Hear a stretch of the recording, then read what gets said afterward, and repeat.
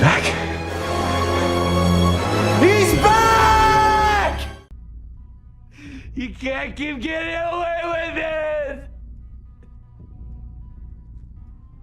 He can't keep getting away with it! He won't. Hey, what's up, YouTube? It's Richie from Boston. It's the 2nd. It's October. It's 2025. That's what they tell us. It's all we got to work with, so that's what I'm going with. For simplicity's sake. Well, two things.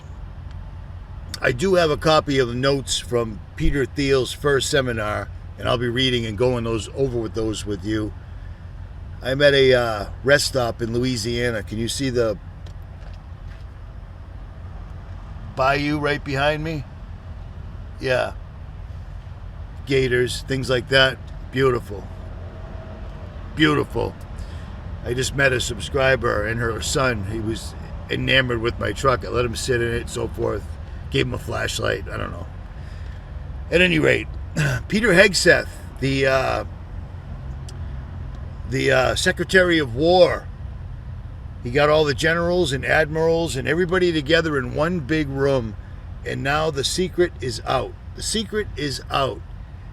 Do you remember in the video I made about China where Trump said China's showing their parade was supposed to scare us or make Americans afraid, this, that, and the other thing?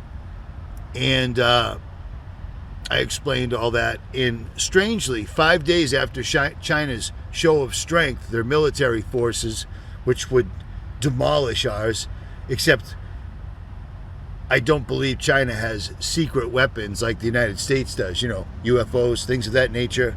But I digress. Do you remember I said that 5 days after that event, the Pentagon decided they're going to drop a directive that's been in place since Obama was president, and they're no longer going to worry about China. They're going to focus inward. They're going to focus all their attention on South America and North America.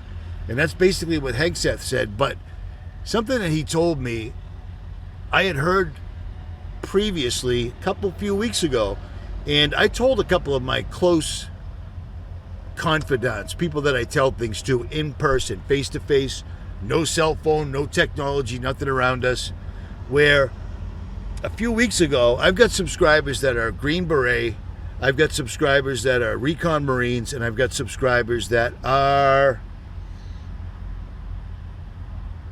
Rangers. So these are special forces. I don't have any Navy. I know everyone's like, I know Navy SEALs. I don't, so whatever.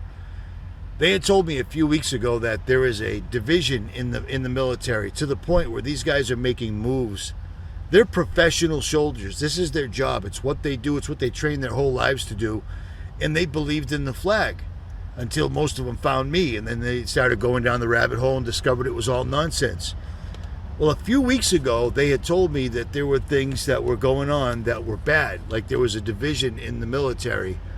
And once Peter Hegseth finally got all these guys together, and we saw it, because this entire thing, this entire speech to the admirals, all the top brass of the military, all 800 of them, had to fly here to Quantico and sit down and talk to Hegseth. After I listened to it a couple of times this morning, I discovered what he's doing, and it plays right into the movie Civil War, strangely enough. So check this out. Thank you, Mr. Chairman. Thank you. Please take your seats.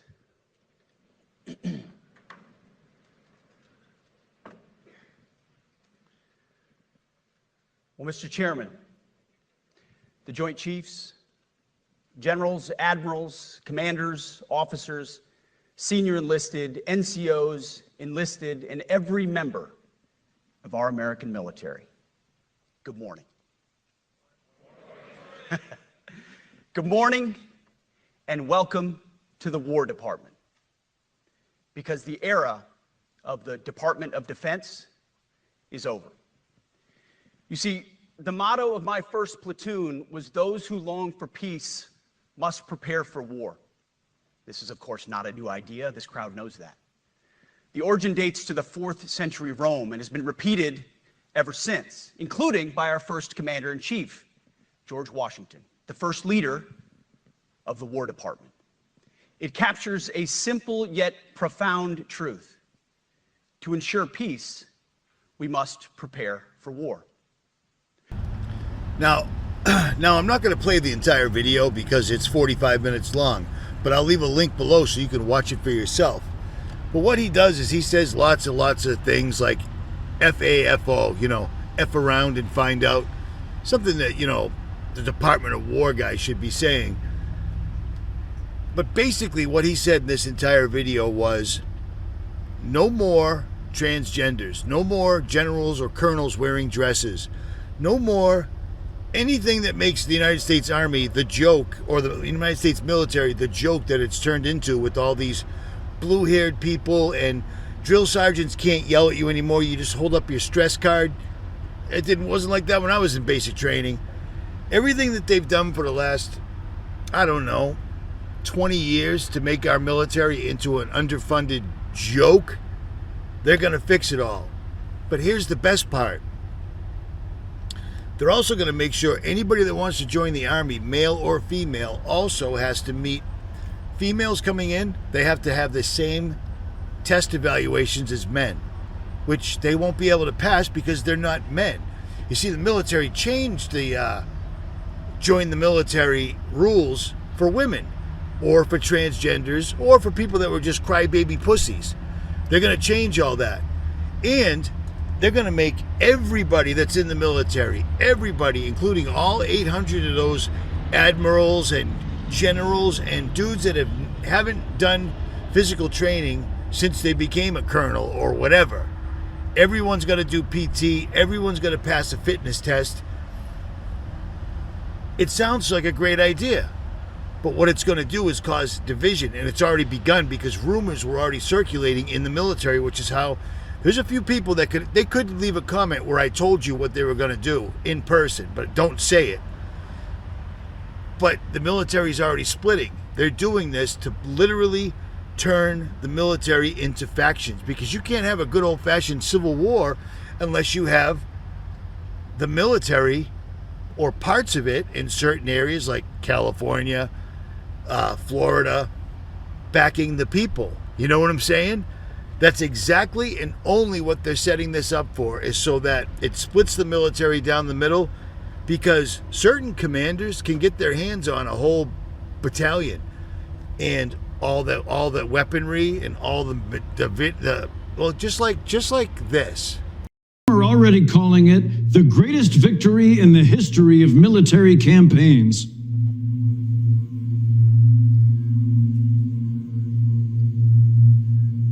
Today, I can announce that the so-called Western forces of Texas and California have suffered a very great loss, a very great defeat at the hands of the fighting men and women of the United States military. The people of Texas and California should know that they will be welcomed back to these United States as soon as their illegal secessionist government is deposed. You see, the movie Civil War, the movie Leave the World Behind, all movies that, even the movie Snake Eyes that seems to mirror Charlie Kirk's assassination perfectly, these are all part of their black magic. You see what I'm saying? This is all part of the satanic magic. This is the reason they need all the small children that go missing every year. In the movie Civil War, they're showing you what it's going to look like. And in the movie Civil War, what you're seeing, the soldiers walking by and such, these are all soldiers that turned on the U.S. government, and they commandeered all the equipment, which is exactly what Hegseth planted the seeds. Because not only is he telling all these generals, admirals, all the people in charge, not only is he telling them that everything's going back to the way it used to be back in 1990, that they all have to get off their asses and start doing exercise and things of that nature. They're going to have some serious people turning their backs on them, and it's going to happen soon. You think this is all just a coincidence that the entire country's being stirred up? And right now, right this minute, we now have soldiers on the ground in Memphis, Tennessee. So we've got Memphis, Tennessee, we've got Washington, D.C., we've got Portland, Oregon. Troops, troops, troops. And it's going to continue. It's going to keep going. It's going to continue. And then apparently we're getting ready to start with Venezuela, which will cause, well, it won't cause. it'll allow them to start doing attacks on the border states, Arizona, California, Texas, etc. They'll do attacks and then blame it on, whoever they blame it on, because that's what they do. Understand this. This is, like I said, this is all happening, but this was a huge step right now, because they're literally going to usher in the movie Civil War into real life. That's all this guy was talking about. All the words he said sounded great. Most people, if you read the comments, people are loving it. Totally loving it. Right over here at the Department of War YouTube channel. The more you sweat in peace, the less you bleed in war. True courage does not mean being able to take a life. We're not talking about hot yoga and stretching. This is the best thing I've heard since 2019. This presentation is simple and true. Our troops should be in shape and meet more physical standards. I hear you. And you know what? That goes without saying. They are the ones that completely screwed up the military. They're the ones that dropped the standards, that dropped the regulations, that allowed colonels to go and publicly post themselves wearing dresses and things like that. They allowed that.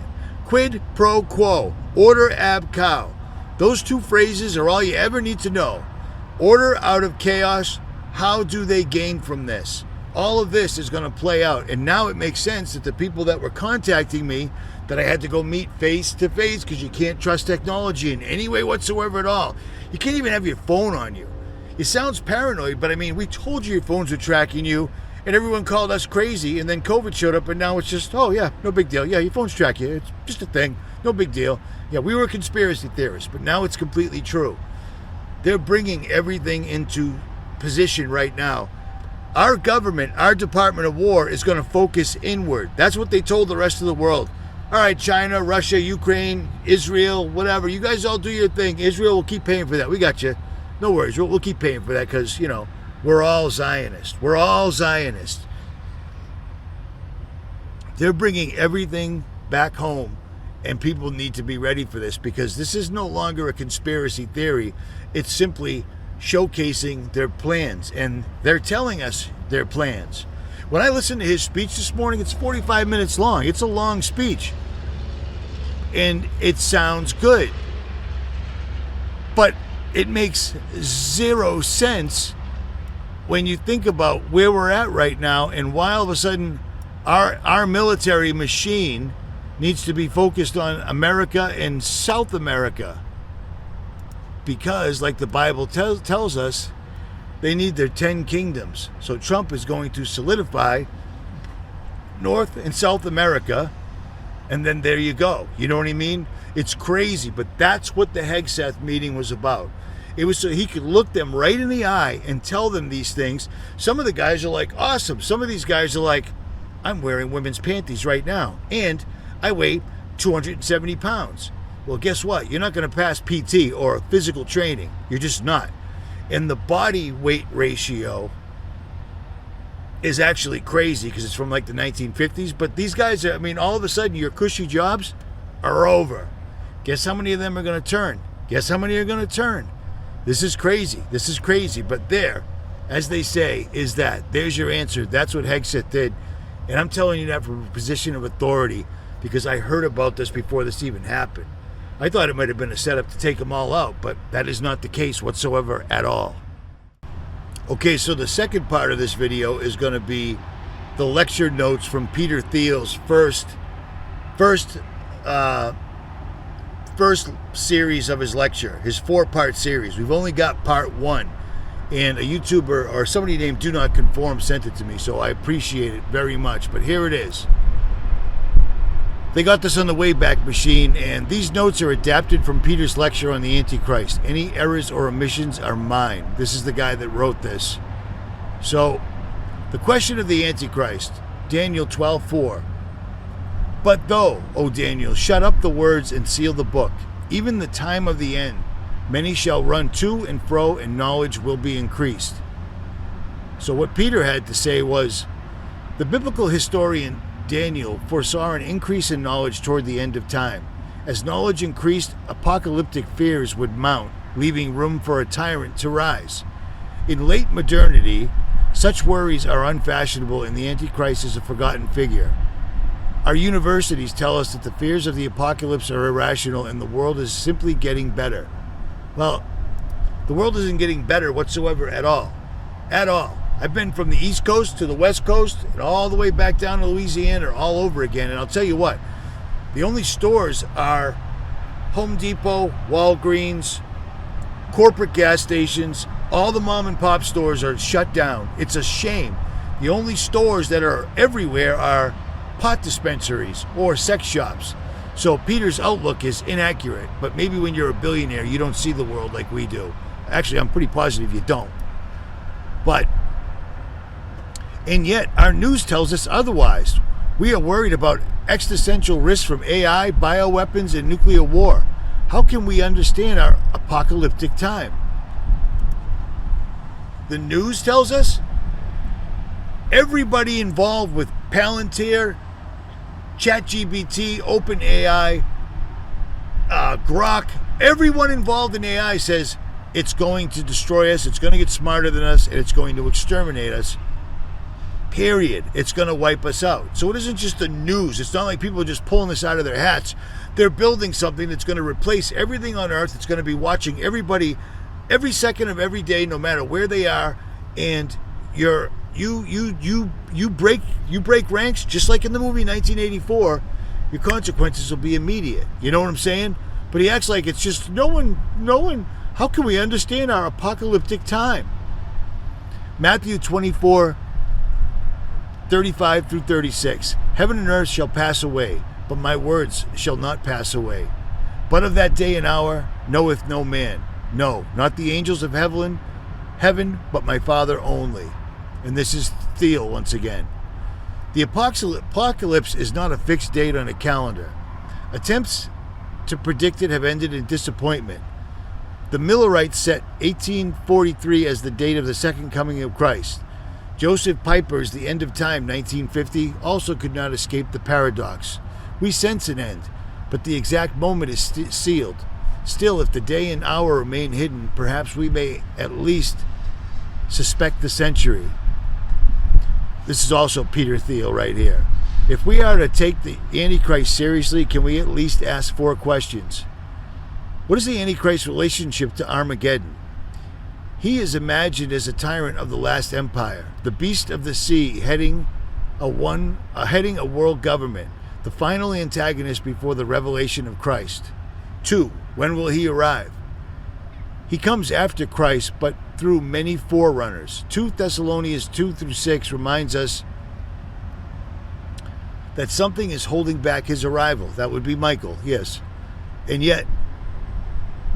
And now ye know that withholdeth that he might be revealed in his time. 3. What is his relationship to Christ? He deceives even the elect, performs false miracles, and appears more Christian than Christ. 4. Who is the Antichrist? A single tyrant, a system, or a type that repeats across history? I didn't realize how long this was. Bear in mind, I'll leave you links to the Department of War, and I'll leave you links to Peter Thiel's actual documentation. The university studied the universe. Apparently, this is still Thiel. If any institution might have taken history as a whole, it would have been the modern university, heir to the Enlightenment. The end of time would be naturally interesting as a matter of history. But today the university is fragmented.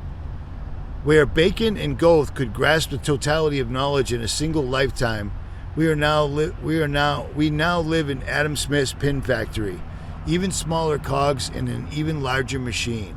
We must try to integrate history, theology, politics, and technology into one coherent picture. Here the Christian revelation stands apart. Classical thought saw only cycles. 4 Thucydides, Athens versus Sparta, Germany versus Britain, and China versus America were one and the same. They were just steps in an eternal recurrence. But Daniel is the real first historian, because he foresaw a one-time sequence of world empires. Their end would be the end of the world. Christianity is therefore progressive. The New Testament supersedes the Old, not only because it is truer, but because it is new. Revelation unfolds forward. Now, this is really, really long. Really, really long. So, again, I'll leave links to this. You can read this for yourself, okay? This is the person that transcribed it right here. But here's the long and short of it. Peter Thiel is offering, we either have Armageddon or no Armageddon. Naturally. But Peter Thiel's offering a third path, something the Bible forgot, something all the prophets forgot, but Peter Thiel's got it all down pat. What he can do with AI is upload you to an AI robot. Exactly what I've been telling you for 15 years, man. Sounded crazy, but now billionaires are saying it, and I'll tell you what, if they're talking about it, the technology is done. It's done. They've got it. What Peter Thiel's trying to do is completely circumvent Armageddon, which would completely circumvent the return of Christ. And you know why? Because Peter Thiel can't stand in judgment and explain to God why he's had another man servicing him from behind or whatever else, and then all the other creepy, crazy things he's done. Because to me, and I'll stand by this, men that have sex with other men are broken. They're broken. I've been in prison. I've been behind bars numerous times, and I never once said, you know what? Nothing to do here. We don't have any playing cards. Let's have sex. No. Nope. And for him to call himself a Christian while he's married to a man, God's not smiling on that one, because the first contract God had with humanity was marriage. Don't mess with marriage. And what have they been doing? That's all they've been doing. They needed the right to be married. They got to be married so they can be married so they can be married. Yeah. These guys want to get around judgment. Nothing more, nothing less, because they can't stand in the face of our Lord and Savior and stutter and stammer their way through these things and talk about their billions of dollars and all the things that they've done. These guys are simply stripping and stealing all the wealth from our country, and they're just about done. And then they're going to trick people into enslaving themselves. But first, they need to see us kill each other. They need to. It's the final massive blood sacrifice. America the Great, killing itself. That blood sacrifice will give them the power, they believe, to bring the rise of the Antichrist, and they think they're going to win. Crazy. Totally crazy. And by the way, the guy taking credit for building the internet did not work at CERN. It was ARPA, the predecessor of DARPA. Just saying, putting that out there. At any rate, if you want to read the rest of this, I'm outside. This video is already long. I'll leave links below. Read it for yourself. And if anybody comes across part 2 or part 3, send them. But we already know what the deal is. We already know what the deal is. He's sitting here talking like he is some sort of a absolute biblical scholar and a true Christian while he's married to a man. And they talk about things like bioweapons. Bioweapons are something they invented. Fertility collapse is something they've orchestrated using all sorts of crazy things. And artificial intelligence isn't something they built. It's other world entities. It's other world entities that they're communicating with that are telling them that they can beat God. And they don't. At any rate, Richie from Boston. For now, I'm out.